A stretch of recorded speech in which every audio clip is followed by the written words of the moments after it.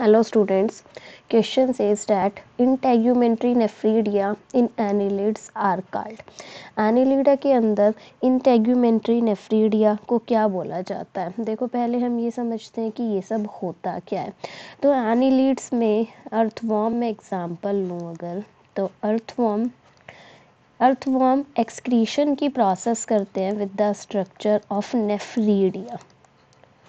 Nephridia इसके अंदर excretory organ है, एक्सक्रीटरी ऑर्गन है नेफ्रीडिया। अब ये जो नेफ्रीडिया होते हैं, ये नेफ्रीडिया भी 3 टाइप्स के होते हैं। कौन कौन से होते हैं? क्लासिफिकेशन अगर हम इनकी देखें तो नेफ्रीडिया 3 टाइप्स के हैं। First one is known as the septal nephridia, second one is known as the pharyngeal nephridia, and third last one is known as the integumentary nephridia।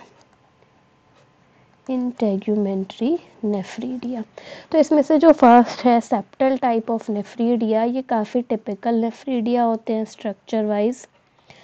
Typical structure के nephridia होते हैं, ये well developed nephridia होते हैं, properly developed होते हैं इनकी body के अंदर, तो वेल डेवलप्ड नेफ्रीडिया है ये।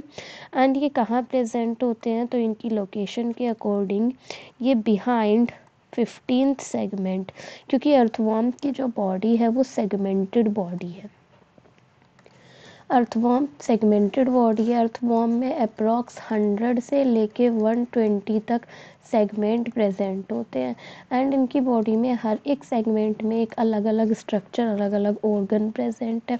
तो 15 सेगमेंट के पीछे ये वाले नेफ्रीडिया प्रेजेंट होते हैं। नेक्स्ट आते हैं फेरेंजियल नेफ्रीडिया। ये वाले नेफ्रीडिया पेयर में प्रेजेंट होते हैं, पेयर्ड स्ट्रक्चर होते हैं एंड कहाँ पाए जाते हैं? ये basically 4th, 5th and 6th segment में ये वाले नेफ्रीडिया पाए जाते हैं। लास्ट वन बचते हैं integumentary nephridia. Integumentary nephridia body में इनर साइड में प्रेजेंट रहते हैं, inner side of body wall. Body wall की इनर साइड में ये वाले नेफ्रीडिया प्रेजेंट रहेंगे। कहाँ रहेंगे? लोकेशन इन 7th सेगमेंट से लेके basically from 7th to last segment, 7th segment से लेके और लास्ट सेगमेंट तक ये वाले नेफ्रीडिया प्रेजेंट रहते हैं। वी शेप्ड के होते हैं ये वाले नेफ्रीडिया एंड स्मॉलेस्ट नेफ्रीडिया होते हैं, स्मॉलेस्ट नेफ्रीडिया होते हैं। ये वाले नेफ्रीडिया सबसे छोटे होते हैं इन तीनों में से।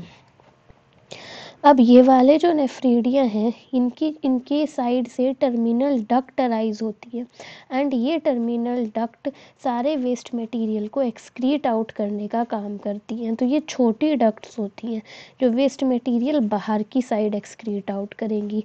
तो इसमें क्या होता है? It has terminal ducts. इनकी बॉडी में टर्मिनल पार्ट से डक्ट अराइज होती हैं जो क्या करती हैं? एक्सक्रीट करती हैं वेस्ट मटेरियल को, विच एक्सक्रीट वेस्ट मटेरियल, जो सारे के सारे वेस्ट मटेरियल को बॉडी से बाहर एक्सक्रीट आउट करेंगी with the help of small pore की हेल्प से। जो स्मॉल पोर्स होते हैं, स्मॉल पोर्स को नेफ्रीडियो पोर बोला जाएगा, नेफ्रीडियो पोर्स बोला जाएगा। अब ये सारा का सारा वेस्ट मटेरियल बॉडी से बाहर पास आउट कर रही है, तो बाहर पास आउट करने की वजह से इसको एक्सोनेफ्रिक बोला जाता है, एक्सोनेफ्रिक, क्योंकि सारा का सारा वेस्ट मटेरियल बॉडी से बाहर पास आउट होता है। ओके तो इसी वजह से ये जो इस क्वेश्चन में भी यही पूछा गया है कि इंटेगुमेंट्री नेफ्रीडिया जो एनीलिडा में है वो किस टाइप के होते हैं? एंटीरियोनेफ्रिक मतलब बॉडी के अंदर ही वेस्ट मटेरियल को रिलीज़ कर देते हैं, एक्सोनेफ्रिक बाहर करते हैं। कई बार समटाइम एंटीरियो एंड समटाइम एक्सो, ऐसा या बोथ ए एंड बी। तो एक्सप्लेनेशन में हम देख रहे हैं इंटेगुमेंट्री हमेशा बाहर ही पास आउट करते हैं, तो वो एक्सोनेफ्रिक होते हैं। सो इसके ऑप्शन में option B is going to correct here, that they are the exonephric. Thank you.